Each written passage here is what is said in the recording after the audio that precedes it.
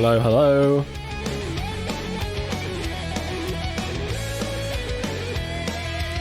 Good morning, good afternoon, good evening, good whatever time it is for you.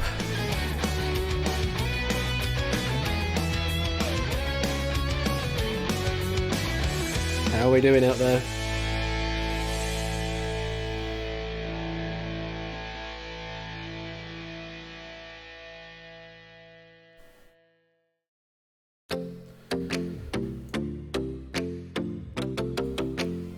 Do say something, otherwise I won't know if you're actually hearing me or not.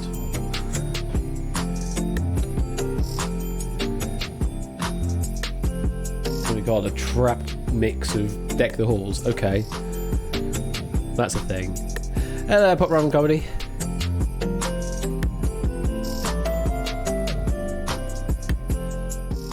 Take that down on Pretzel for a moment. And let's transition over to that, so hopefully you can see me and the stuff. Hi there. Hello there, Nick and Grandma as well. Welcome. And Hal Tatu, hello there. I'm not expecting a massive audience. This is sort of a bit last minute to decide to do this today. But I've got things working, so I thought I might as well share it. You might see that this isn't the regular Unity you're used to seeing on the Unity Workshop. That's because I was working on this in a different version of Unity when I was still doing the buzzin.live stuff, which coincidentally I still have the code for. But I'm going to use buzzer.dev because, well, dev has been absolutely awesome in providing that for the community. And it's nice and easy to get going. No frills, no fuss, that kind of thing. And getting that connected to Unity was a bit harder than doing Buzzin.live. That's only because Dev is using up-to-date technology. For those that don't know, it uses Socket.io. On the Node.js sort of platform, and the one that Dev uses is the most up-to-date version, which uses Engine.io, which is sort of the engine that runs Socket.io. That uses that on version 4. That was like in the last month when they pushed to version 4, and there are very few things out there that plug in API wise or whatever, library-wise, to use Engine version 4, because the structure of the messages is different in Engine 4. So I was using the same sort of Socket.io library that I had used for Buzzin.live to start with, but it wouldn't complete the connection because it was expecting to talk about stuff with Engine version 3, and Dev is on Engine version 4, so they don't know what they're talking about. So nothing could happen. So I had to try and find another Socket.io library that's been updated, and luckily there is one that is actually up to date with Engine version 4, and I can use it. The downside is that it's all written in actual true C# stuff with async tasks and things like that, so I had to get myself wrapping my head around that again just to make certain I know how to do async stuff, so that then the Unity thread can be updated correctly. Hopefully, I think I have done that, so you don't have to worry about that hassle, because I have done the hassle hurdle for you. Hello there, Samster, welcome. So, as I said, this is in a different version of Unity, but theoretically I should be able to move it over. Congrats on making this up and running. Cheers to you and DivDev. And then alerts come through. I can't hear it because I'm in my desktop audio setup instead. But thank you for the 100 bits there, How Hard too. I mean, yeah, I've got to thank Dev for doing the web side of things, and then I did the sort of hackery kind of thing and did all this without actually telling him I was doing it. But it was fun trial and error work. So yeah, this buzzer hosting is in a different version of Unity, but in theory it should work in any version of Unity from like 2017 up. I just have to make certain that I bring in all the necessary dependencies, which I will do in a moment. I will bring this into the 2020 project in a moment, but I want to demonstrate how this works first. So let me do this, because you'll see I actually have some extra information at the bottom here. It's because I've written an editor script to tie in with this, so that even if you don't actually have any game implemented on top of it yet, you can actually see the state of the Buzzer host game and also control it from here. So in a debugging sense, you can still have full control of the game just from this and see what's happening without any extra code. And then once you're ready to do the code, you then just hook into these events and talk to this script to get the list of players, get who's buzzed, who's been kicked, who's disconnected, who's reconnected, that kind of thing. So let me quickly show you how it all works. So I'm going to bring a Chrome tab over like this. I'm going to do this as well. So we're going to go to buzzer.dev. And we will be joining a game in a moment, but we need to create the room first. So let's come over here. You'll see the console windows up here, which is just so that I can see all the console messages, because every action that occurs on the host, I actually chuck a console message out to make it easier for me to figure out what's going on. So if I hit play with this on and go back to console, then switch on the messages mode, then it says attempting connection to buzzer.dev. We have connected and we have created a room code with XIZH. So if I were to join in with XIZH and Ash, you'll see now, you see the room code is down here as well. I hit join game, then you'll also see that I have now joined in as a player down here. This box here is empty because this is the sort of the team allocation, because you can use different colors to allocate players to different teams to make it easier for you to assign players to teams. So in theory, if I wanted to, I could say that I am on the green team. So now my name has gone green here, and also you can see it's updated on the buzzer.dev client side. So now I am on the green team. And really, it's as simple as clicking this button to arm the buzzers, which there is a method to do that, and then you hit the buzzer. It returns its time here, and it says that I buzzed in with a time of 4.6210 seconds on this end. And then if I just want to stop the buzzers, I just untick, and that basically clears the buzzers, and then I rearm the buzzers, and you click buzz. Yeah, hosting without needing to open the browser at all. How to this is the host. This is literally it. It's basically what you see on the web side of things, just done in Unity instead. So you'll be able to just call them with methods. So I buzzed in with 2.5. If anyone else wants to join this room, by the way, you're more than welcome to do so while we're testing this. I myself have only really tested it with 2 people at any given time. So if you want to join this room just to test things, then buzzer.dev and room code at XIZH. But it's very easy to use. And you can see there's also the kick option, so you can kick players directly from the host side of things as well. Or, for example, if I were to refresh this page, then it'll tell me that I've disconnected from the game. But because of the way that buzzer.dev works, in that it stores like a unique ID for this instance of the browser, as it were, under the hood. So I should now be able to rejoin the game XIZH. As long as I join with the name Ash, it goes, okay, I have rejoined the game, and I'm back in. And we also have Haotatu and Pop Ramen Joe. So let's go with Haotatu, you should now be on red team, and Pop Ramen, you should now be on the blue team. So hopefully you should be updated on that end of things.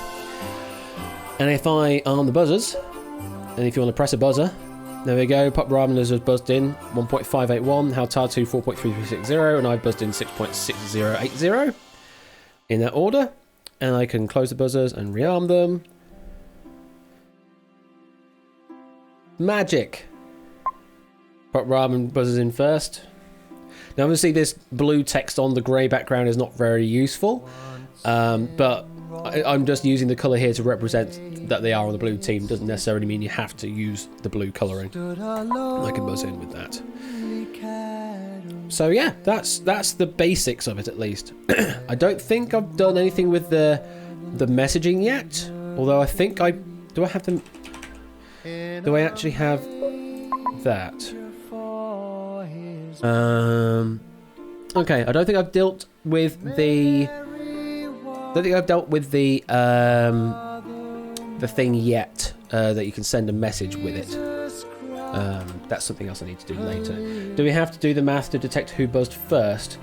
In theory, I've not really fully gone into it, but as far as I'm aware, the order that the buzzes are listed from this component is the order that they have buzzed in. So you shouldn't need to do any math, it should just come in the correct order. I don't know if that is a truth to be held. I would have to ask Dev if that is a truth to be held, but certainly in my basic testing, the order that the buzzes come in on this list is the order that they buzzed in. So you should not need to do any maths, it should already do it for you. You just go with whoever's the first buzzer, whoever's the second buzzer, for whatever reason you need to do. So it should just be hands off. As soon as you receive a buzz event on the on buzz event ticker, then that's the buzz you accept as the first one's buzzing. That's pretty much it. But can't let swap the order around if you're on. Well, now this is a thing.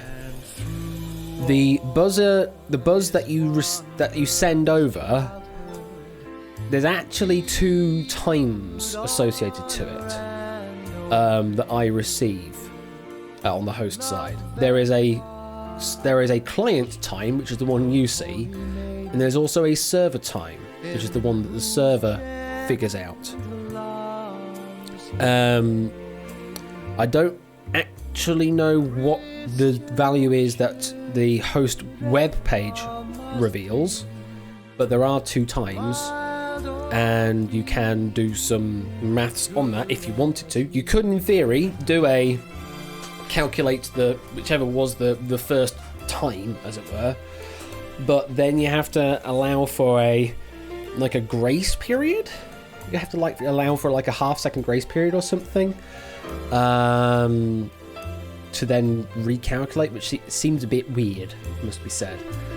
I think with Dev's site, they've reliably come in the right order, so I think certainly for the 99% case, you should be able to just accept them in the order that they come in. So that's the order that the server has then worked out and then sent to the host. So that's, it's already gone to the server and back to the host. So I presume it's already figured out that the buzz has happened and it's in this time. So if there is a lag, then there's only so much that lag compensation can do in that case, and you can't really go back in time, as it were. So it's, as I say, I'll need to talk to Dev to know exactly what he's doing with the maths of the 2 numbers. But the number you're seeing presented here is the one I'm showing up here, just because it's easy to understand that this number is this number, but I actually received 2 numbers on it. So you could do something with the numbers, but I would just say, if you, in the sort of the crude implementation, just to start with, just to get it to work, is go with whatever buzz comes first and take that as gospel. If you're then that conscious about the real order of the buzzes, then you can do the maths on that. But each buzz has a timer on it, a time value. It's very easy with LINQ link to do a find me the minimum buzz from this list. Yeah, he definitely has done some lag calculation. I just don't know if his lag calculation adjusts the order of these buzzers in this list, but that's what I get. This is literally what the host would receive on their end of things on the website. So that's the basics of the buzzer integration. So let me see if I can grab it from this buzzing project. and bring it over into the Unity Workshop project. I didn't do anything. Undo. I don't know what happened then, but something moved. I'll find out later. Assets. So we have all of those and buzzer. So copy these two. Paste. Do we have any duplicates is the question. Looks like we might do.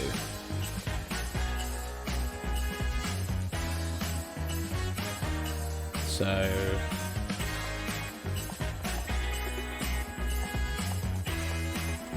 just have a quick look at these, make certain I've got everything good. I think so. What I'm going to do is I'm also going to package these up into a zip. Buzzer package, buzzer, plugins, droppy. That. Let me quickly open up Unity Workshop to see if it works. Okay, something's complaining because we have multiple Newtonsofts. So what we probably need to do then is, inside of the Twitch lib, we need to get rid of this version of Newtonsoft JSON so that it's happier about it. This is the thing with loads of things requiring the same same asset, the same library, should I say? But they're what the heck? Cannot define a class or member that utilizes tuples because the compiler required type. Unity Collab proxy. I don't care about Unity Collab. Why is that on? Why is that on? We don't want Unity Collab on. At least I don't. Maybe we should try to fix it properly. It seems to be all of them are complaining. Declared in multiple. Right, so what this is saying is that we already have this somewhere. So let's get rid of system value tuple because that's presumably doubly referenced somewhere else.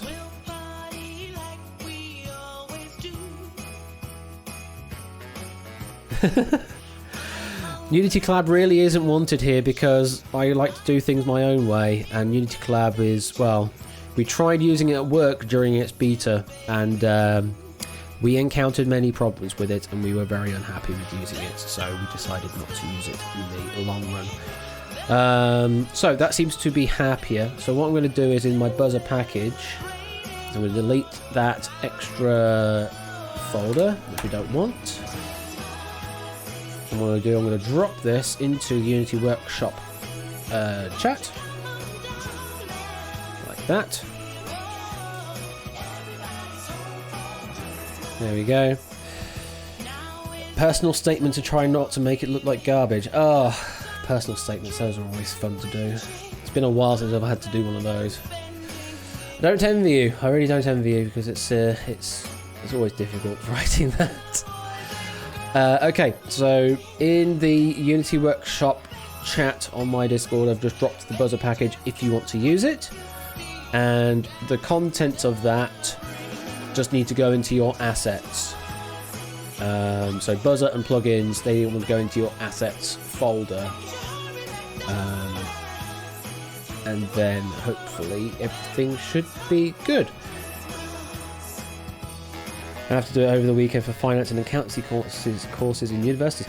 Oh, yeah, lovely.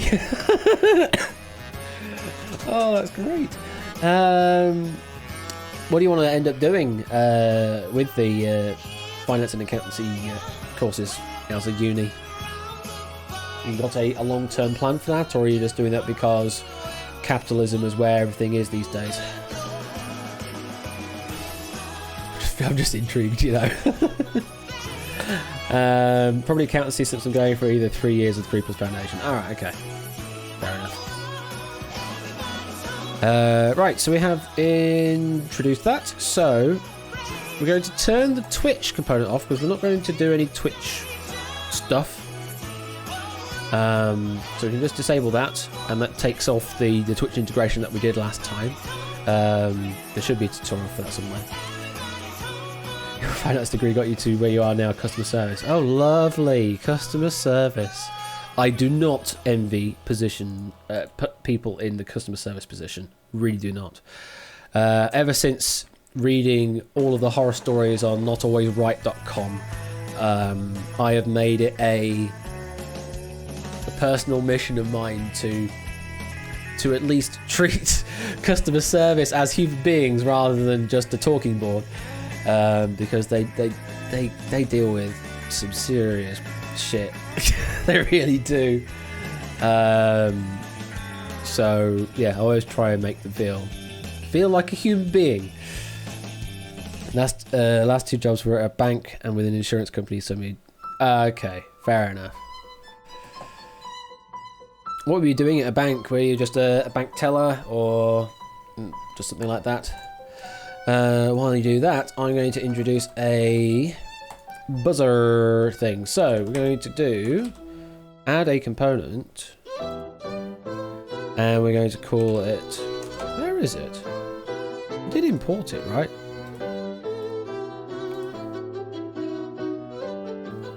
So that has no. So there.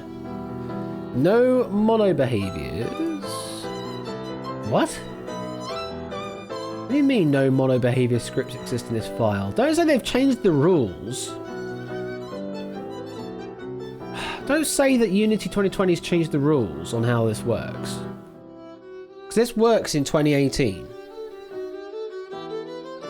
Don't say I can't namespace it anymore.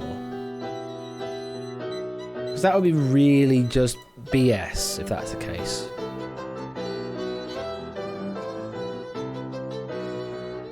Namespacing is where things are at, you know? And you're telling me that you can't. Let's just see if that's the case. Let's take the namespace out and do using buzzer. Can I then add that as a... Oops. Can I then add that as a script? Still says no. What? Buzzer host. Now it says Twitch Live Unity will not be loaded due to errors. What the heck is going on? References. What? What are all of these reference problems? What? Strong references to Newton Jason in a different folder. Oh, for frick's sake.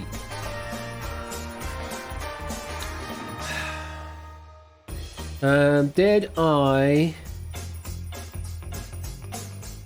I include the Twitch lib package again? Clearly this version wants a very specific version of Newtonsoft in it, so I have to drop that Newtonsoft back in so that it's happy. Oh, that's disgusting. So back to Twitch lib. So back into this folder, we need to reintroduce Newtonsoft here, and then in the buzzer, in the plugins here, we need to then take this one out and hope things work still. Why can't things just, you know, coexist? All these bloody version mismatches. Why does it want to be so strongly typed? I don't like strongly types like that. It just breaks things. Right, is it happier now? Okay, buzzer host, it's now there. Is it just because it failed to compile because of that? Is that all it was? It was just that. It didn't tell me. It's the thing. That was a compile error, and yet I could clear it. Normally, with compile errors, you can't clear them because they're deal breakers. An actual failure to compile is something you cannot avoid. You can't just sweep that away. And yet, in that case, I was able to sweep it away, which is interesting. But we fixed it, and now we can add buzzer host. Okay, so we have buzzer host. And then what we need to do is we also need to add another component to this of our own design to then hook this into our game, vice versa. Also, O come all ye faithful. So let's create a class in here. And we're going to call it... No, in fact, let's do it the proper way. Let's do it the proper way. Like I've been doing before. Let's go to game scripts. Let's do... Here, go add component. I'm going to create a new script. And we're going to call it... Buzzer game. Let's call it that. So that it can integrate to the game. And of course, that always creates it at this level because it's like that. So I'm going to move those into my scripts folder because I know better.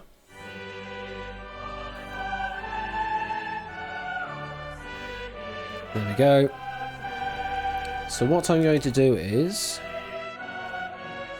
in the start method, I'm going to do a...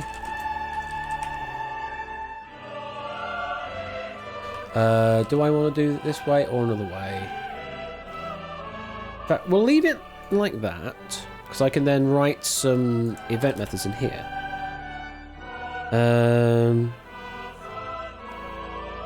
Oh yeah, sure, definitely, yeah. Definitely do so. I know exactly what you mean by that. So yeah, do DM me afterwards, and I'll respond.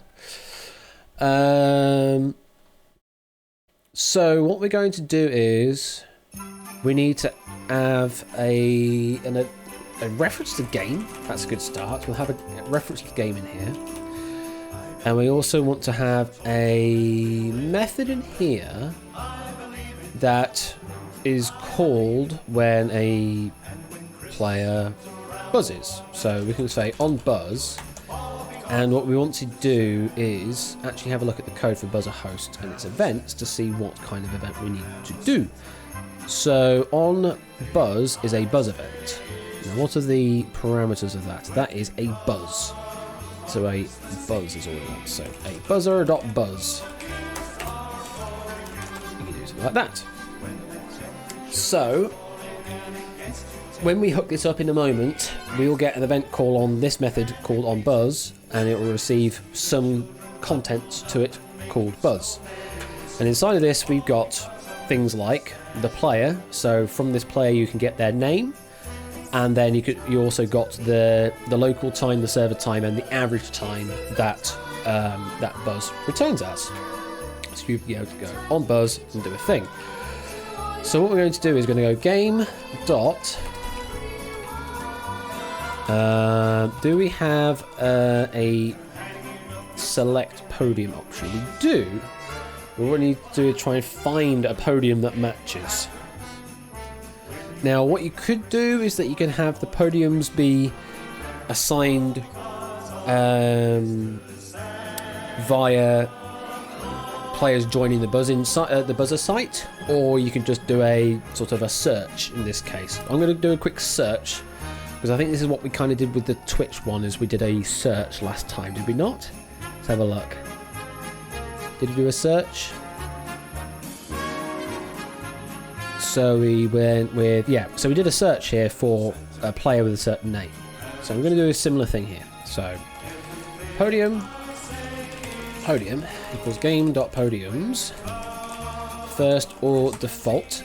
This method is part of the link linq stuff. So system.collections.link, sorry. First or default. And we're going to try and match it against x.playerName equals buzz.player.name. And I'm going to do this as an invariant comparison so that we don't care about any sort of case sensitivity. So you can just go system.stringComparison.invariant culture ignore case. So don't care about what culture we're talking about, and we also don't care about what case we're talking about. So long as it has some rough match to the name, ignoring case, ignoring culture difference, then we accept it. And if we go if podium is not equal to null, then we say that the podium will buzz. So we can go podium game.select podium. So that is the very basic, very basic implementation of a buzz. Now, what would be good is if we could have the buzzers cleared and reset when we present the question. So what does the game do? Does the game have an event on that, or does it not? I don't think it does. But we do, it's the question box, isn't it? Yes, it's this show next question deal. So, okay, these are very short tracks. So what we can do is, if we have another event here, which is public void open buzzers, and then what this needs to do is it needs to talk to the buzzer host. So we need a reference to the host as well. Let me zoom in the code. I just realised it's in tiny mode all this time and you can't really see it on stream. So go for the host. You go host.arm buzzers, and that just opens the buzzers to be buzzed. And we will have an event called to this in a moment. What we're going to do is we're going to introduce a new event in question box, which we can hook into. That is invoked when we show the next question. So let us do that. We create ourselves a public Unity event, which will resolve if I use Unity engine.events, I think it is. On show question equals new Unity event. Hello there, Ian Dominic Gaming, welcome. Imagine the next track it instead shows a picture and then starts playing the Final Chase theme. Oh god.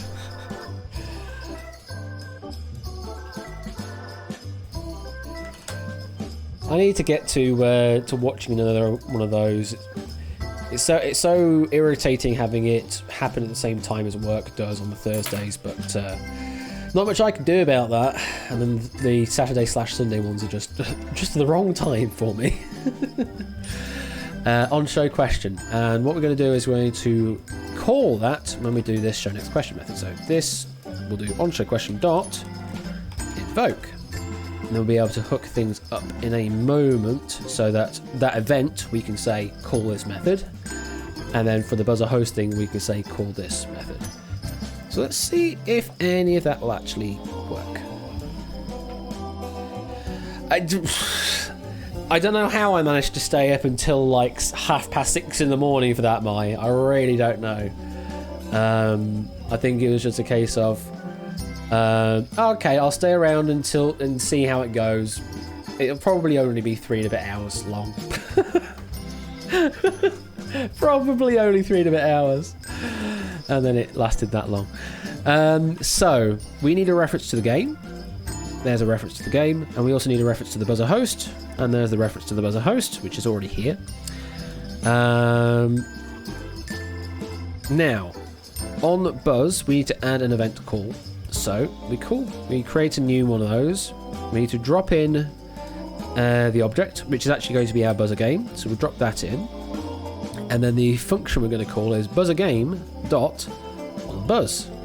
So when we receive a buzz from the buzzer host system, then it will call buzzer game dot on buzz.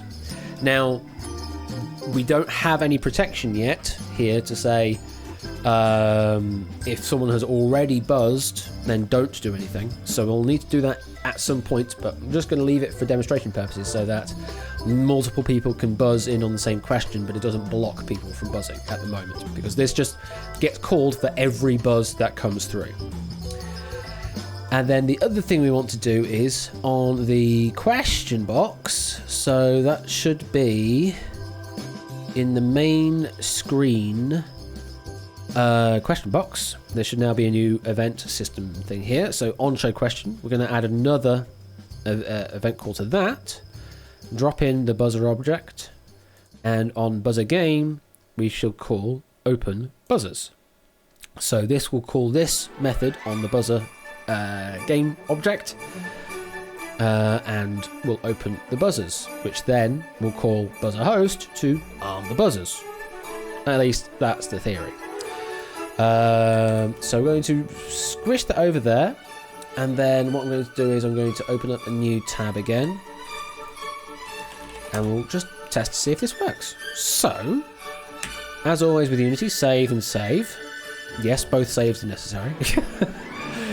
So many times you forget to do the second save and things don't save. It's quite irritating. So save and save. And what we're going to do is create ourselves a... You know what, actually, what I need to do kind of ahead of time is assign these podiums with more sensible names. Because we're doing a direct match to name. So what we need to do is... I'm going to say the first podium is going to be called Ash. Second one's going to be Haltatu. We're going to say the third one's going to be PR Joe. I'm going to say PR Joe because that's what you called yourself earlier.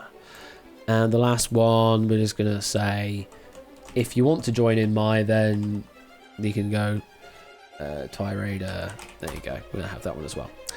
So those are going to be the 4 names we're going to use. Save and save. Hit play. So though it's difficult to see because I've got this zoomed out, but you can see we have Ash, Haltatu, PR Joe, and Mighty Raider. And if we go to the buzzer component, it's told us that the room code to join in is IQPB. So if I join in on Ash, like that, I've been added to the list. If anyone else wants to join in, then feel free to just join in on one of the names that you can see there. So Haltatu, PR Joe, or Mighty Raider. There's Haltatu. Beautiful. There's PR Joe. There's my. Hey, we got everyone in. Beautiful. Okay, we have everyone in. So what I'm going to do is, instead of clicking this button in the sort of the debug mode, I'm going to reveal the next question, which in theory should arm the buzzers. Let's see if it does. Here's arm the buzzers. Who gifted the US the Statue of Liberty? PR Joe has just buzzed in, and it's activated it. Haltatu has buzzed in, but it has not selected. Now, have we already done this prevention? Have we already done this prevention? I think we might have done. Yes, we have. That there is our prevention. We've already prevented from the same from multiple people buzzing at the same time. It's accepted the first one only. So Pop Ramen Joe, you have buzzed in. And yeah, what do you want to give as your answer? It doesn't really matter what you want to give as your answer, but you can give whatever you want as your answer, and I'll tell you if you're right or wrong. You entered the answer first. Well, the buzzer says otherwise. You say Keith.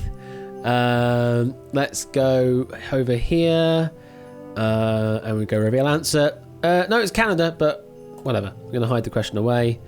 Podium reset. Yeah, the typing part I've not done anything with yet. I need to figure out what to do with that. If we hit the next question, should rearm the buzzers. And Pop Ramen's back in there again. Maya was second. But it's working. It's working quite nicely. Let's reset again. Can we have someone else other than Pop Ramen buzz in? Hey, Maya, you buzzed in. There you go. Are you not duped entertained? Clearly not, is the answer. Yes, I did say Canada. It's a running joke, Haltatu. It's a running joke. So, because you're probably not familiar, you weren't here when it happened. There's a bank of questions that I purchased from a supposedly reputable site. It was 1,000 questions, I think it was, that I purchased. I forget the exact number, but I think it's 1,000 questions of varying difficulties. And it seemed reasonable enough. Like, I had skimmed through a couple of the questions just to see what they're like, and they seemed like fairly factually correct. So I plugged it into 15 to 1.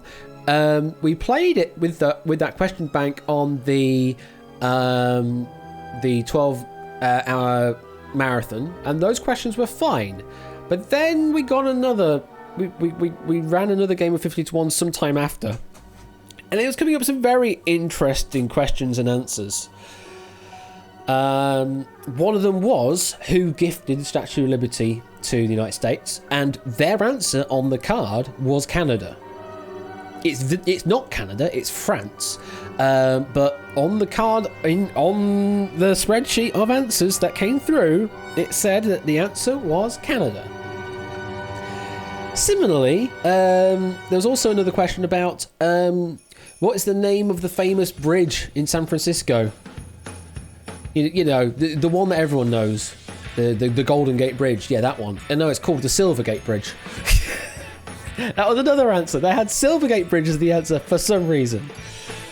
And there are all sorts of weird, just erroneous facts in the questions. So yeah, I was quite disappointed. And then it was interesting to figure out how easy the questions were or how hard they were, because there was a bug in my 15 to 1 code that was only picking easy level questions. Oh god. And some of the questions that were coming out with were just ridiculously hard for easy. Yeah, the Silvergate Bridge is just completely inexcusable. But the thing is, if people are going to them and buying those questions and they're not at least slightly familiar with general knowledge, they'll accept those as the given answer because they don't know otherwise. They don't know to question it. So who knows how many like pub quizzes or whatever are powered by those questions, and people are getting completely screwed over because the answers are just completely wrong.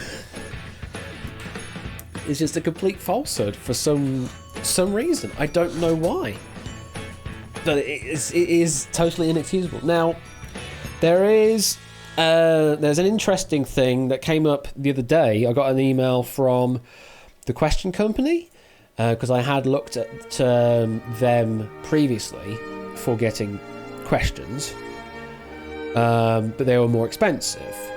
That's why I went for the other site, because they seemed still legit, but they were cheaper, so I went for them. Now, the Question Company have actually got a deal on this Christmas, and you can buy a massive pack of questions at a much cheaper price than usual. Their smallest package that you can buy is 10,000 questions, which is a lot, but for $1,000 US, which is actually pretty reasonable, certainly in comparison to what the prices were originally for them. You don't get much customization in what you get for that, but you get 10,000 questions of a varying set of difficulty, and they're from an actual reputable company that have powered actual proper apps. So you know those Barnstorm games of like the chase and rolling in it and that kind of thing. All those questions, yeah, they're powered by the Question Company. So those questions are reasonable. So I am tempted to potentially make a purchase of that, so I get 10,000 questions. The only thing is, I'll need to figure out exactly what I want to license it for, because there is you have to be careful about that. So I can say, can I license it for my stream? In which case, then I'll be able to use it on any of the games that I use on my stream. Wouldn't be able to use anything. 20 seasons of 5 requests, literally that kind of thing. I mean, I was also thinking it could power a lot of outright packs just like that. But then there's the case of, do I want it to be in outright specifically, so that then I can just bundle it and people can play outright outside of the environment that I run, or do I want to leave it as part of my stream? I don't know. Hello there, Ben. Welcome. We're just talking about questions and things, and also doing buzzers. So yeah, that's basically the basics of the buzzer host thing, is that you can just hook up events to get things. and the On Buzz event worked. So yeah, it just worked. If you want to know a bit more about what you can do with Buzzrhost, then you can get these properties. So you get the room code string, you get the user ID. So this is just a internal ID for whoever's hosting. Not really of much use, but it's there if you want to get it. And also a boolean to say whether the buzzers are currently armed or not, if you want to get that information. And some helper properties here that tell you if there are actually any players in the buzzer system, if there are any buzzes active, whatever the current buzz is, i.e. whatever is currently first in the list, and then you can also get all of the buzzes as well from that. That's just some internals, you don't need to worry about that. Public methods, so you can do get all players, which is essential. Well, it isn't that, we don't actually have that method, but you can do get all the players, so you can just get a list, an array of all the players that are currently logged into that room. Get any specific player by their name if it matches, so you can just get a player by name. You can also update a player, so those that have used the host site on buzzer.dev, you can actually give players new names or give them a new color. New name is if you want to give them a team name, then you can just go name and put the bracket team name afterwards or whatever. So you can update their names from here as well, just by calling update player. And you just call whatever you want to update. So if you just want to update the name, then you can just say what their new name is. If you want to set what their color is, then you set the new color name, that kind of thing. Does the buzzer room code have the swear filters on? I do not know, Pop Ramen Comedy. That's something you'll have to talk to Dev about, possibly. But I don't think it does, or at least I'm not aware of if it does or not. It might do, it might not. I really don't know.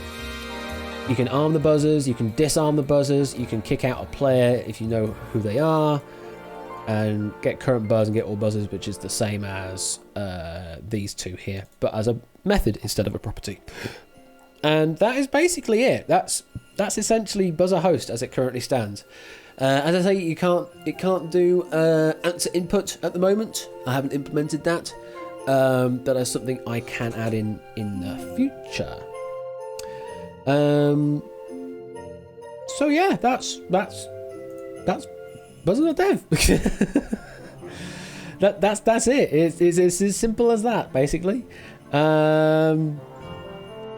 Anyone got any questions or any other things they want to see tested with this while we still have this here? Yeah, my codes have a manual filter on because I know that there are some 4-letter combinations that are rude and I don't want them appearing on stream. Now, the thing with Buzzer.dev in the normal sense is that room code generally isn't displayed on stream anyway, so even if it did generate a bad code, it wouldn't be visible on stream. It would just be shared amongst players, and it never sees the light of day. Looks like I have an option to license the question of streaming. Yeah, but the thing is I kind of want to know what I want to license the questions for. If I want to license it for my stream, then it means I can't license it for specifically Outright if I wanted to bundle that and send it off so that other people can play Outright outside of my streams. Alternatively, if I did say I want it bundled just for Outright, then I can do that, bundle that, and people can play that on their own, but then I can't use it for my streams.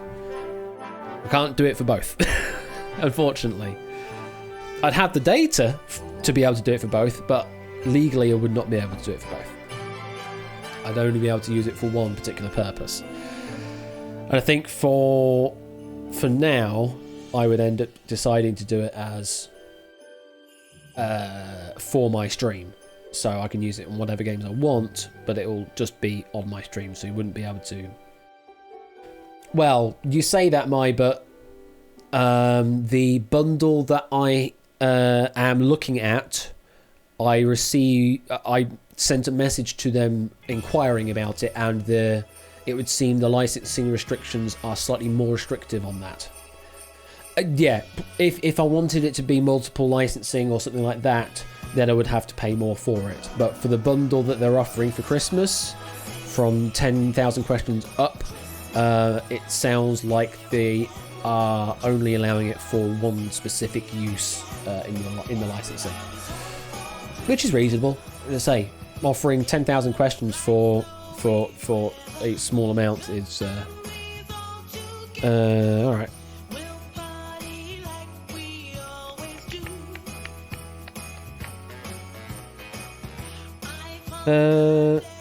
So let's say you need a buzzer not in the traditional way, a buzzer to say next in only connect. Is this doable in Unity by automatically rearming the buzzer so they go next please quickly?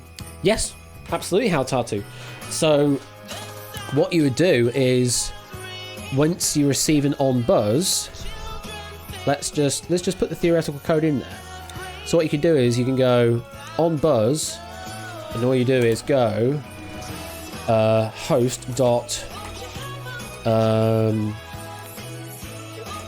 I think you have to disarm and then rearm and then arm again, but you should be able to do this, and what this does, it will do a clear out any buzzes and then rearm the buzzes. So yes, you could do that. You could very much do that as an action. But what I would worry about that is that you technically need to have two different buzzers, Haltatu. You need one for next, and you also need one for actually buzzing in on a sequence. And you need to be able to discern the difference between those two. At the moment with buzzer.dev, the only way to sort of signal that you're doing something different would be to use that message box to say, I'm actually buzzing in, rather than buzzing in to choose to reveal the next option. So yes, you can do, like, just doing that essentially in the on buzz handler would be able to do that, but you also need to figure out a way of having the two different kinds of buzz in, as it were. Yeah, 10 cents question is good value, especially if they're reasonably well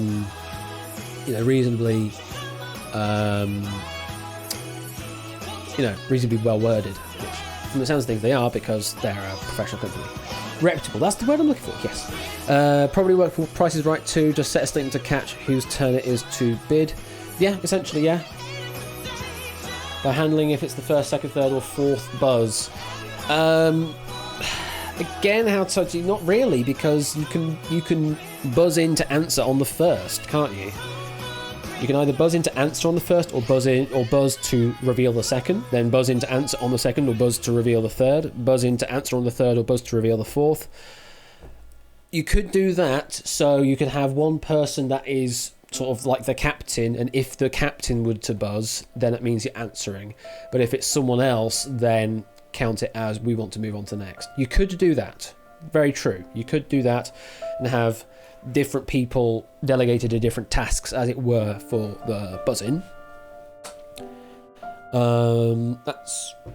That's a thing you could do. I know on the main show, going on to the next sequence is actually a vocalized call. So you would say next please, and then the text behind the scenes would then go, we're going to reveal the next. So it's technically not a buzz at that point. Absolutely. Like I say, you can do this multi-chain thing just by doing this. All this will do is clear the buzzers and rearm them. So yeah, you can do whatever you want with the buzzers, really, just by doing that kind of thing. So yeah, that's just the example there. Yeah, the buzz. I mean, that's why I added the next button to my buzzer system for Only Connect, is so that they can then reveal it without having to talk to me on Discord. They just go click the next button and it just reveals the next part for them. So yeah, I did do that, but I have two separate buttons on my buzzer system, as well as it also revealing the question on their end as well.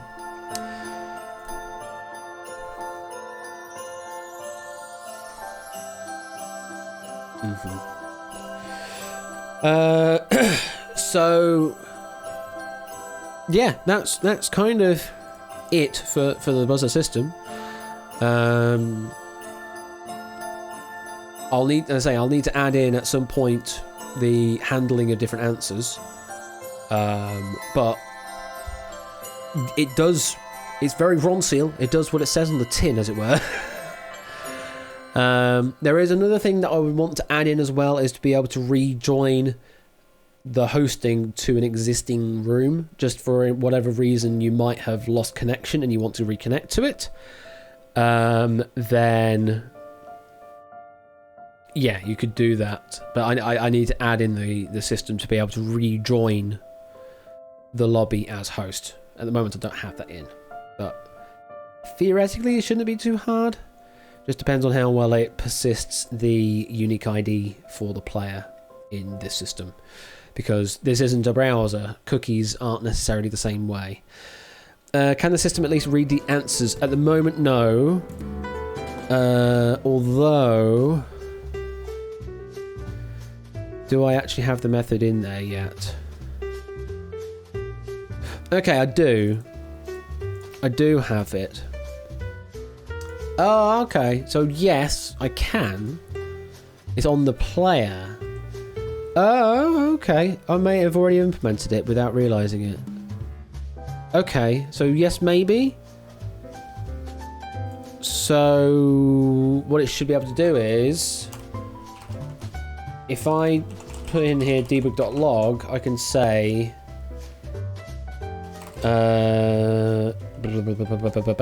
buzz.player.name has said buzz.player.message.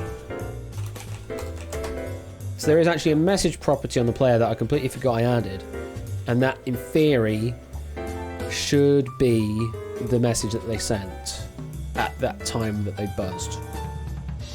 Maybe? Maybe? Let's find out if there is there or not. I completely forgot about that.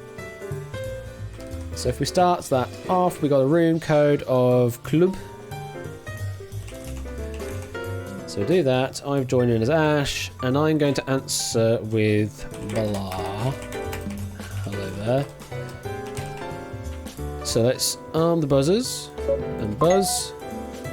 Oh, look at that! Yeah, it is there. It is there. Look at that. So yes, you can. It's already there for you. I just completely forgot it's not on the buzz, it's on the player, because this persists outside of the buzzer. So yes, it's already there for you. So there you go. Let's reveal and hide the question, reset the podiums and reveal the question again. So if someone else wants to buzz with some text, then do feel free to do so.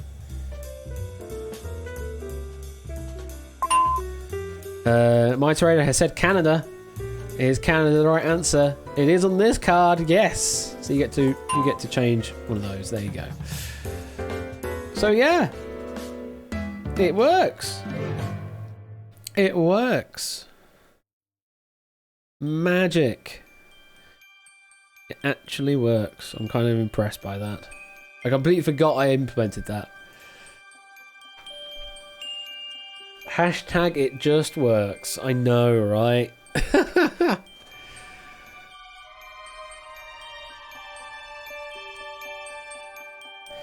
You can see it pulls from a database, given it somehow manages to merge the SQL statement in the question. No.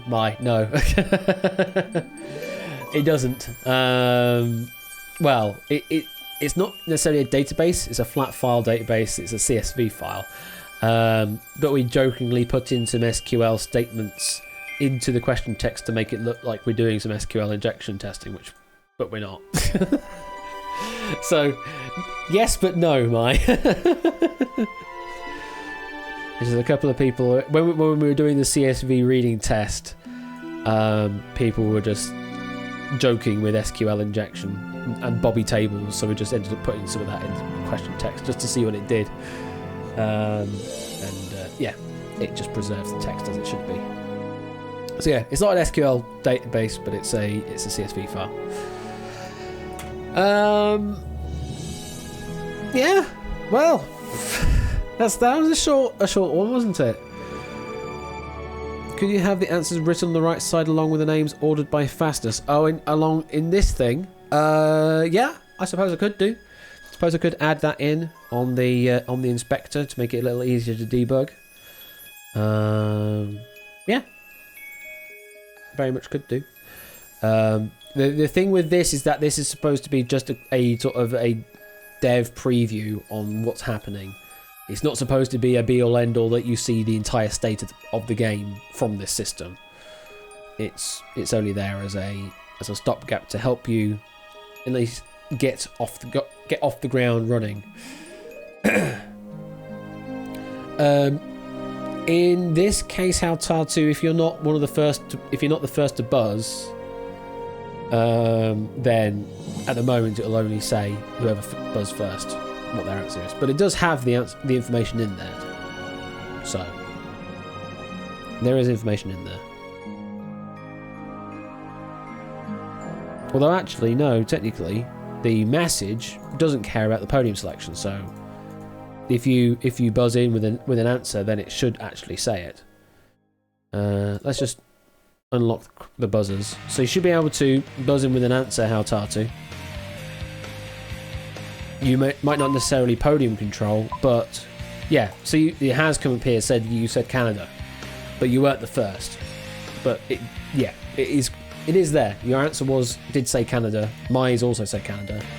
But you buzzed in what? 1.6 seconds. 1.6 seconds after. So, yeah. The information is there. Right.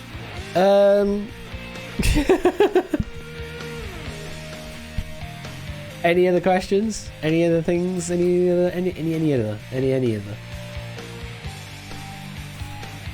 It's probably going to be the shortest Unity tutorial to date.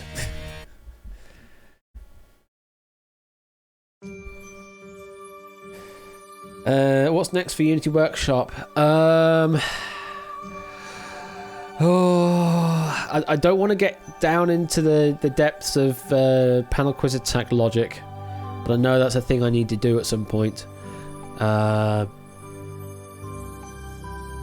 Just so that we've completed this project, as it were, as a panel quiz attack-esque thing. But that I need to fix my stuff in the attack about anyway to make that work, because there's still a bug in that which I need to fix first before I can do that. Match game Unity Workshop, except we just play match game. You just love match game, don't you, Mai? That's all you're here for, is match game. I think there's nothing wrong with match game. Nothing wrong with that at all. You're 17 and get to be a child. Well, I'm 33 and I get to be a child. You know, it swings and roundabouts. God, I'm nearly double your age. That's crazy. So, hello, G. Isons. Welcome to this. We may end up finishing the stream rather early. I mean, I don't feel old, but when there's people in the audience that are saying that they're like half my age, is a bit.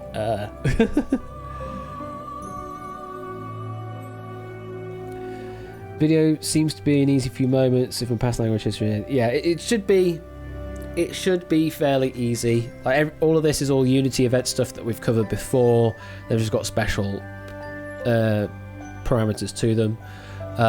This is just a property you can read. This is a property you can read, and there's methods to set and reset them, and similarly for the players to kick or whatever. So there's all very easy stuff, hopefully.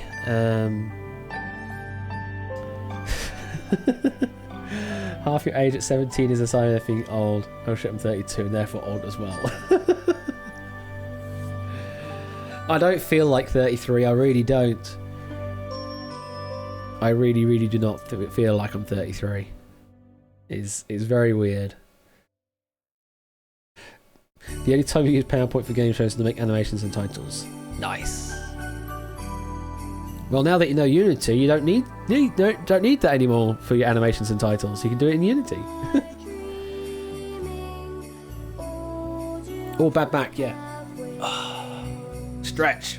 Oh, good stretch. I like that one, stretch.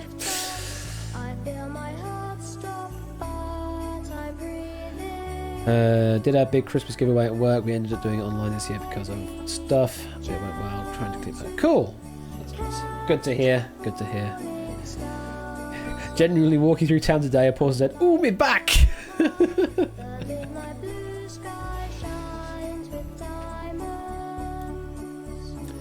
The thing is, though, I think our generation is generally worse with our backs because of the way that we're mostly behind PCs and computers rather than doing more manual work, which is what previous generations would be doing on a general basis. Again, I'm generalizing like hell here, but yeah, the fact that we're all, you know, hunched over a PC or a laptop like this, it's just causing our backs to be just be rubbish. We've not had time to evolve into the chairs yet. No, that's true. Our backs don't know how to sit in chairs properly. So yeah, it just feels like I think this generation, or at least the generation that I exist in, is generally worse off with backs just because we're in a more sedentary work style. I mean, every now and, you know, I'm still pretty good with getting up every now and then at work and just, you know, doing a nice little stretch here and there just to limber myself up so I'm not completely locked in.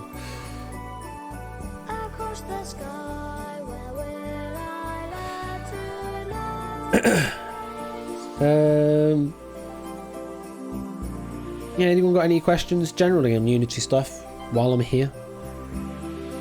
I know that I need to do some stuff with Discord at some point in testing with TimeShock. If you ever open up a wish list, I'd add having a second control window so you can get rid of the buttons on the side of panels. It's yes, that's the thing, Hautatu. We kind of approached that in a half-hearted way with the HTTP thing, so that we can have a web server running and we can access controls for that from there. So if I did, what was it, localhost 4444 was it? Yes, it was. So we can do this and we can do our game control stuff from here. So we did have that. So if you're familiar with doing HTML stuff, then you can theoretically do it that way. That was certainly a way to do it. In terms of doing second screen directly in Unity, that's just bleh. It's just bleh. It really is. Can't Unity open two windows when hitting play? Not well. You can do this. Like, remember back to when we actually tested this? You can do this and then have a second display, but this only really works in Unity, and they have to have a shared relationship, have to have the shared resolution. It's just a bit pants, really. You can't have a pop-out window as well as a full screen. It's just something you can't do. Unity does not support that. They have to both be full screen to be able to do that. And yeah, and they have to be full screen at the same resolution. It's bleh. So you have to do these weird hack-arounds where you have to use like a web browser to do your control system instead, which is fine, I suppose, but it's inelegant. But that's the thing, is that Unity's not really necessarily designed to do this. We've just sort of bastardized it into making it work for us. You know, this isn't a sort of TV production system. There's other software out there that is more aimed at doing things like that, of doing like actual televisual systems where you have multiple outputs and control systems. This ain't that. So you have to do workarounds. And you don't have to do it as a web server. You can do process controls, things like that. In IPCs, inter process controller, whatever it's called, the IPCs or something like that. And that allows you to send messages between apps directly. So you can do things like that. So that way you can have a separate app. Then you have to develop the separate app completely outside of Unity to do that. It's bleh. It's just a lot of bleh, basically. You just can't do all of it in Unity. You have to do something outside of the Unity scope. Much like with Dual, I had to do the website things outside of Unity. Much like with Only Connect, I had to do the website things outside of Unity. Much like with the extensions on Million Pound Drop, I had to do that outside of Unity. So it's just the nature of it, is that it doesn't cover all the bases, but it's not designed to cover every single base. Also, this music.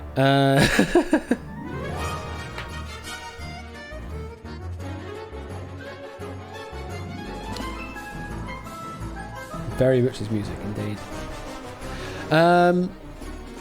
Any other questions, s'il vous plaît? Yeah, I know what you mean, Ben. I know what you mean.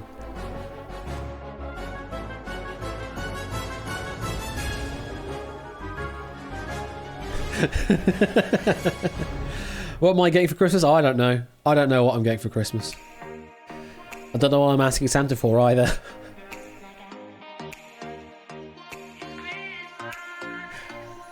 It's sort of Kingdom Hearts-ish as well, Mai. I can see that. Yeah, I can definitely see that. And then and then we have this music instead, which is still in the Christmas playlist. Yeah, I don't know what I'm getting for Christmas. Neither do I know what I'm asking Santa for. So.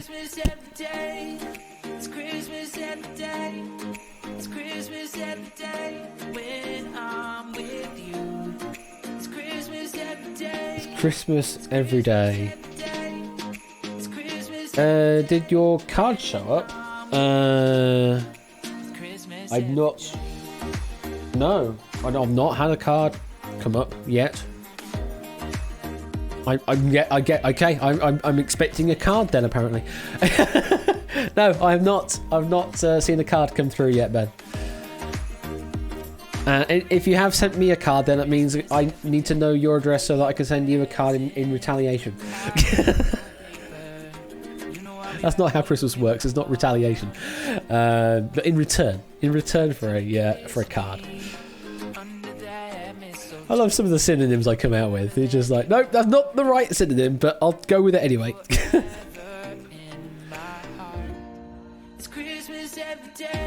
You're aggressively anti-Christmas card, but Megs loves them. Fair enough. Hi, Megs, by the way.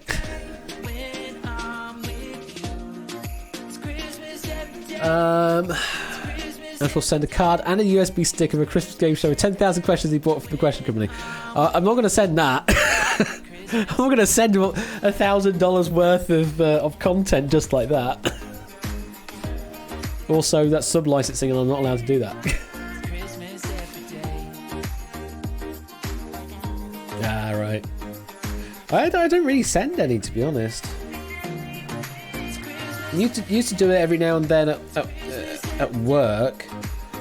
But that was just very easy to do when you're in the office. You just go, you get a bundle of like 30 cards or whatever, and you just go to name here, name here, name here. You just go through all the names and just distribute them. That's true. That's very true, Ben. Very, very true.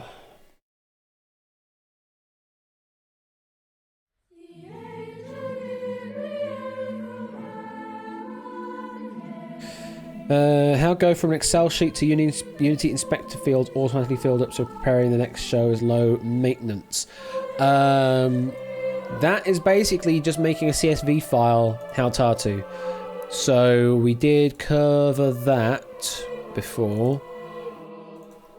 We just had this. So I use, because I'm a cheapskate, I use LibreOffice Calc, which is basically Excel but for open source people.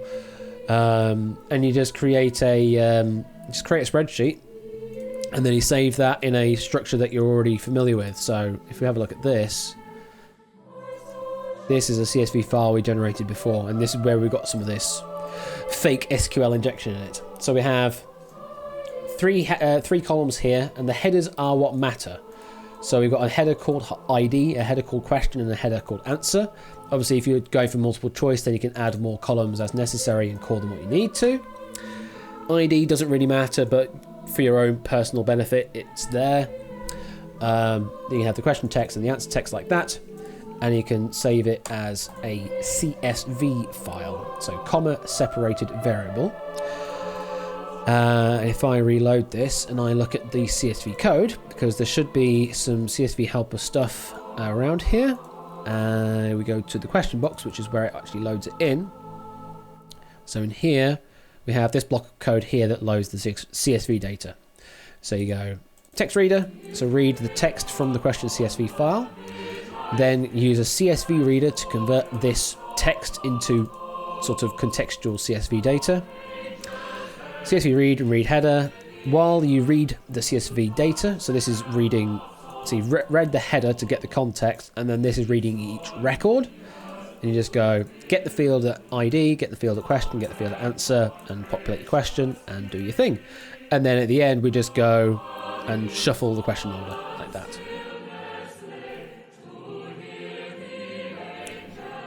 This is not by Mark Richard Forwell. It might be performed by. That's all I can say, is it'd probably be a performance by. And even if it's not that, then I don't know. But that's what it's apparently licensed to for Pretzel. So, anyway. I could just use Excel instead of making a bespoke app. You probably could do, Ben, yes. Well, that's essentially what I do for Outright. Let me open up one of the old Outright packs. So, Outright, assets, game, broadcaster, data, played. And we open up like Bodicon Pack 7 or something. This is just a CSV file, which you could obviously start working as an Excel file and then save it as a CSV file. And this is everything you need to run a game of Outright. Just that. You have your ID there, which we don't care about. Whether it's a multiple choice question or not. You get the question, the correct answer, and then your alternatives. So for regular questions, the alternatives are alternative accepted answers.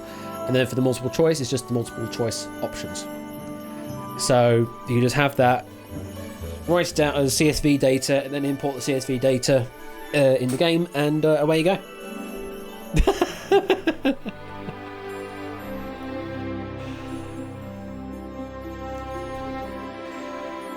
I guess it all depends really on how different the questions in each round are going to be. If they're all very similar, then it makes sense to just have a CSV file with all the data in, because then you can just have shared column data. But if they're very different, then it might not make sense to do that. So, but it's entirely possible to do it through CSVs. That's all I'm saying. And that's the way we did it in one of the tutorials. And yeah, and it's just that block there that loads all the question data in from that file. Hey, JSON's alright as well, Ben. I use JSON as well. There's nothing wrong with JSON. It's just a different way of constructing the data. Either in a flat file or you have it as a JSON data. There's nothing wrong with it at all. You know, this amount of code here is kind of equivalent to the CSV, the JSON amount of code you'd write as well. Like if you look at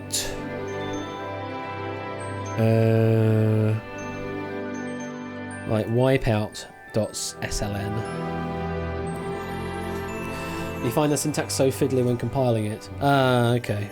Well, what I use a lot of the time with JSON stuff is use Sublime, and you can use this to sort of format the text for you and check for validity. So you go blah 12, that kind of thing. And you sort of use pretty print validates to validate if the JSON is correct, and just tells you if it's valid or not. So if you do that, that is invalid JSON because you can't finish on a comma like that. It even tells you, even highlights the problem here for you. So you just do that and gets rid of the problem. We'll make an array out of it. 45, 67, 19. Whoops. But it's valid JSON. So that, you can manually write JSON. That's why it's a human readable format. Think out the code for how I compile data, right? But what I do on the actual code side of things is, I guess mine's a little complicated because I have this doing double duty of both an SQL structure and a JSON structure. But you can use JSON properties and then use Newtonsoft to do the deserialization in like one line of code, if you define everything properly. As long as your data is well defined, then it can serialize and deserialize the data in like one line of code each. It's super useful.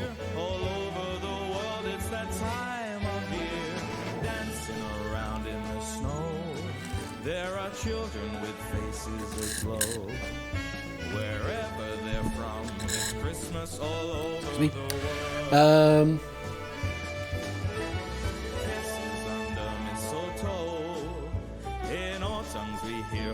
Studio chat, okay. Oh my god. Okay, let me construct this in some Sublime code.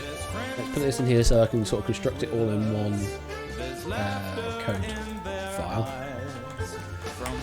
That as C#. Can we can you convert two tabs? Okay. It's not quite doing that bit for me, but it's fine. Should be able to do that though. Okay, now I can actually see what I'm doing. Oh my god, Ben. Yeah. That's a lot of work you're doing there. You're doing a hell of a lot of work there to do that. You are going to hate me for showing you something in a moment. You are going to absolutely hate me. Right, let's give you an example here. Let me give you an example. Newtonsoft to the rescue.cs. I'm going to give you this as an example. So my data, mark it as serializable, and we're going to go something like this, and this, and string this, and then you can go using Newtonsoft JSON. You can then do JSON property question, JSON property answer, and JSON property wrong answers. It's just I'm just making a very basic structure here. Load data, some blob, and public string save data. This will return me my data. Some data, and then you should be able to do JSON convert. This should be deserialize my data some blob. There you go. And JSON convert serialize object some data.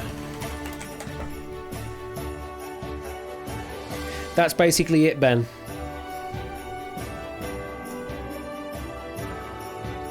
That's basically it.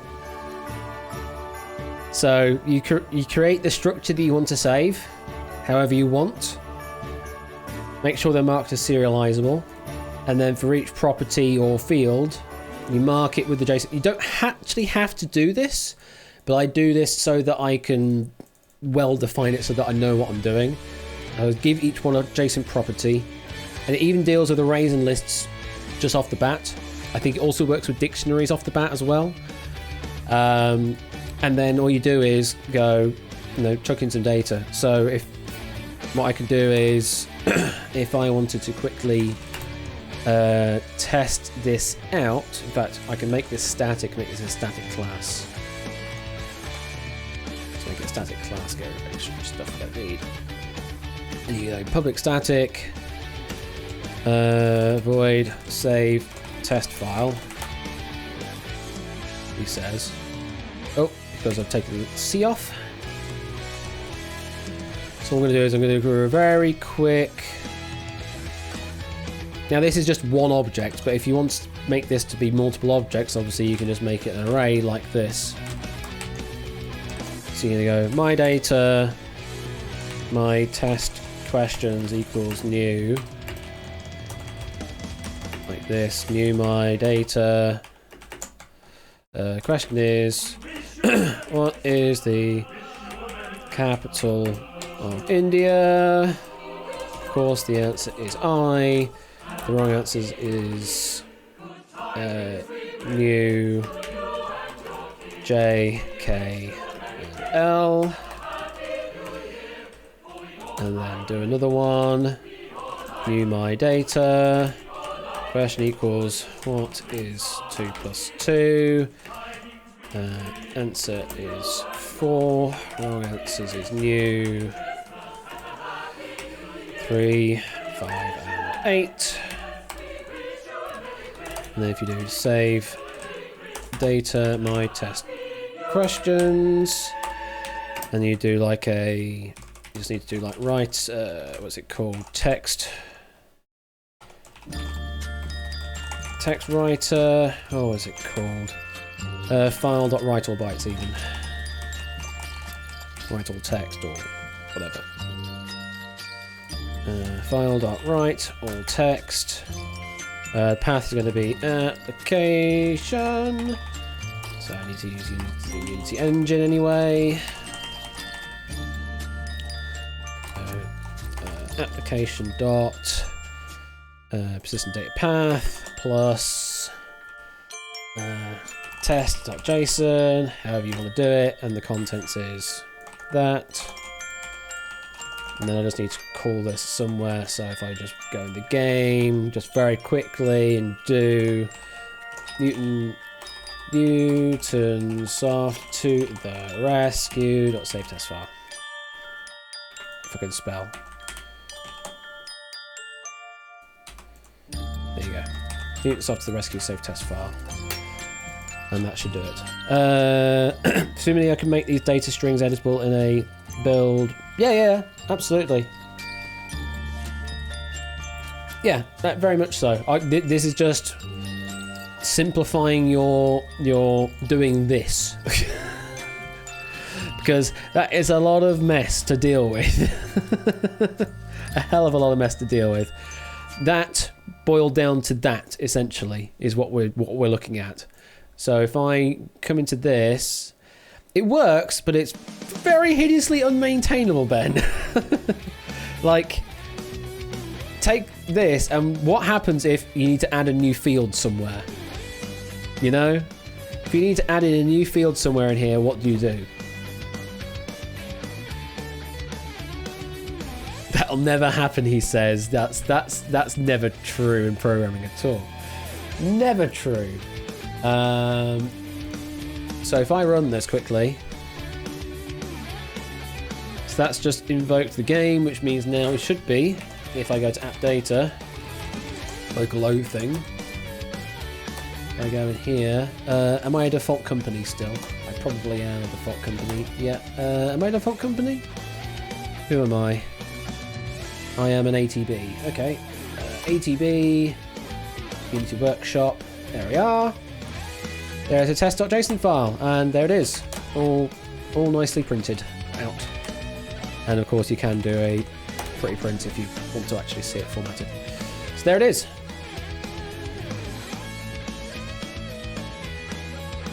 So that's just how simple it is. Put it this way, Ben. If you're trying to solve a problem like this, then there is very likely already a solution for it. You just need to find the solution.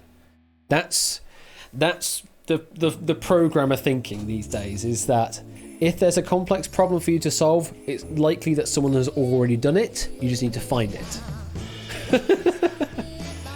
This here is that problem already solved for you. Similarly with CSV data, you could go down and do all the hard work of reading and writing a CSV file yourself, but there are a lot of exceptions to rules you have to worry about. Someone has already done that work. You just use a CSV helper library that already exists and is known to work, and that saves you that extra heartache of an extra 10 hours of trying to figure out why a comma's not working properly. So it's just time saving is what we're doing here, is finding things that have already been done and using them to leverage so that you can then program the things that you want to do quicker. So that is a quick and dirty route into JSON rather than this. I mean, I appreciate you doing all this HTML encoding and decoding stuff. That's good. I appreciate that. That is good. But yeah. That's quite a lot of yeah.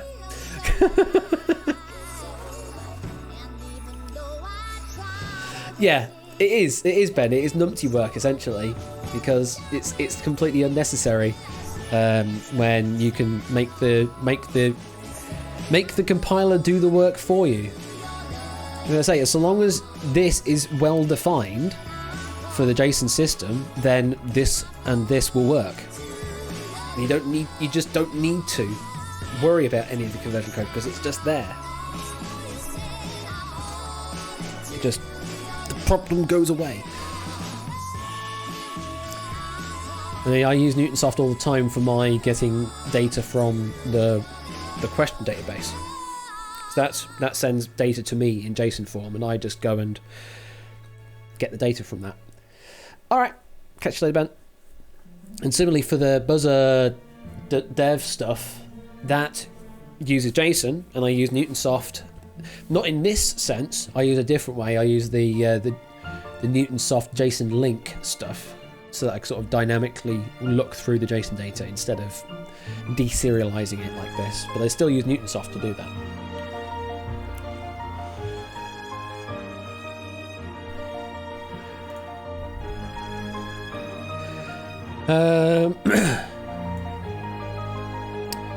Okay. Well, after that as well, let me take that line of code out of game because we don't need that in there anymore. Any other queries? Any ideas? Any thoughts? Anything else you just sort of wondering? What can you do? I had this idea in mind. Is it possible? How hard is it? Just ask me questions. Oh, crackling. Can I have some, please? Oh, crackling, please. Can I have some? I know it'll be all soggy once it's sent here, but I want crackling. Good crackling is very good. Ruins your teeth, but it's still very good. Oh, pulled pork. Oh, Ben, can I come round? Oh no, I can't because I'm in tier 3.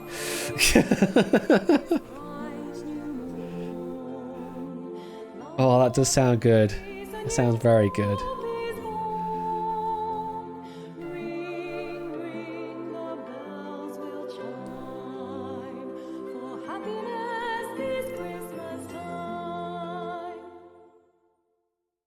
Absolutely, Ben, absolutely.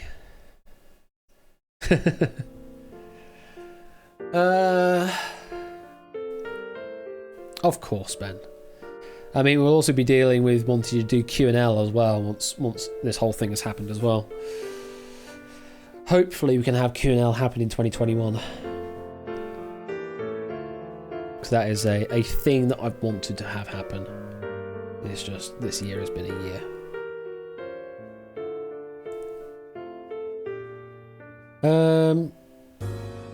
Oh, that jazzy chord. Oh, that jazzy chord then.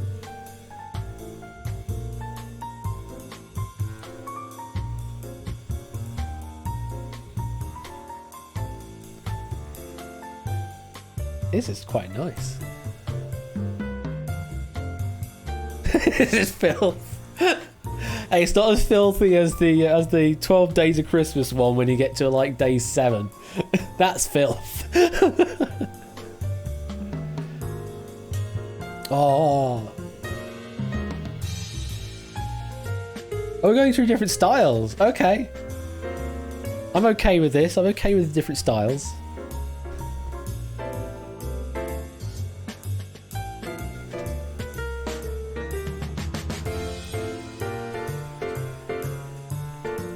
This is less a workshop stream now and a analysing jazz stream.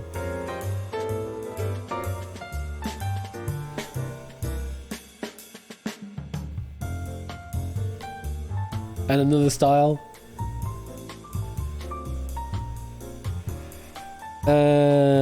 Let there be... Was that Cole Porter? Probably. I don't know now. I'm going to have to look it up. No, not that one. Oh, Nat King Cole. Nat King Cole. Not Cole. Not necessarily Cole Porter. Not Nat King Cole. I think. Yeah, I just landed on Oasis as the first result as well. I was like, no, that's not what I want.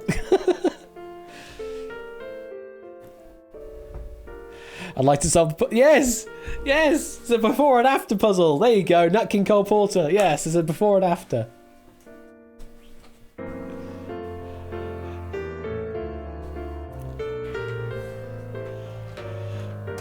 Custom puzzles and Wheel of Fortune when, Ben?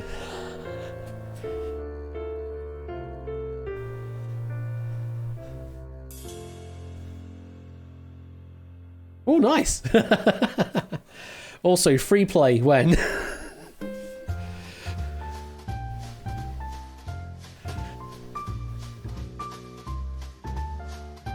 Okay, maybe Tuesday. You want to say something, Whiskers? Meow. Meow. Come here. Come here then. Come and say hello. Meow. You're making a lot of noise. Yeah, I know. A lot of noise. You're a bit fat. I'm feeding you a lot, aren't I?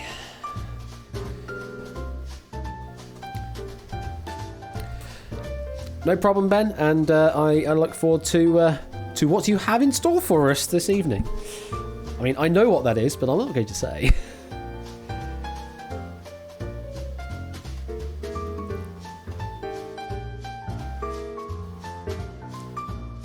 Am I? Cool. Good. Good. I hope I do.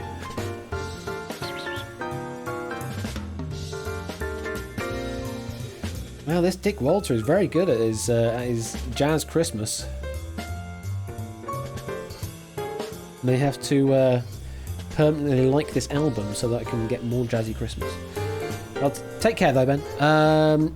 So anyone else out there got any other things they want to find out about in Unity? Anything you've not even thought much about?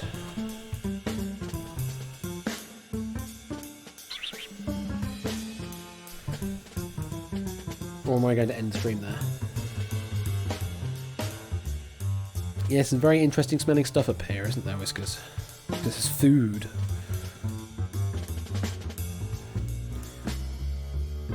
Yes, Kitty. Do you want to see Kitty? Is that what you want then? Okay. But as it stands though, even if you've got any other questions afterwards, obviously you can ask in the Discord. That's no problem. And so I'm always there to answer questions if you need to. Isn't that right, Whiskers? Isn't that right? Let's get a close up of Whiskers on stream. There you are.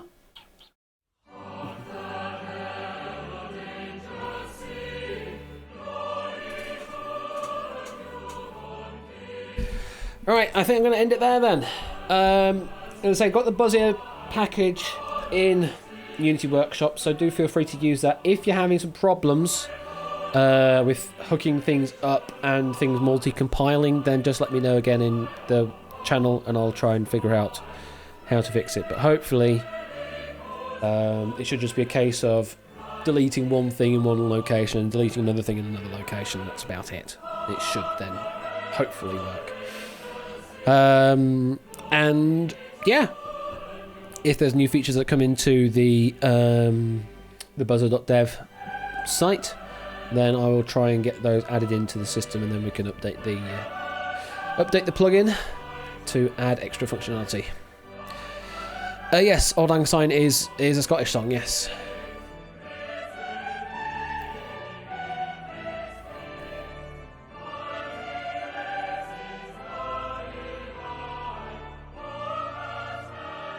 Well, this is a very interesting desk count. This isn't the desk count I'm... Yeah, this isn't the desk count I'm normally familiar with, Hark there, Old.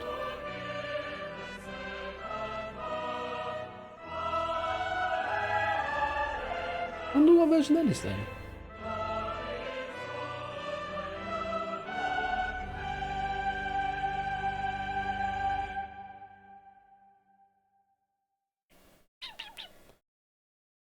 Alright, I think I'm going to end it there.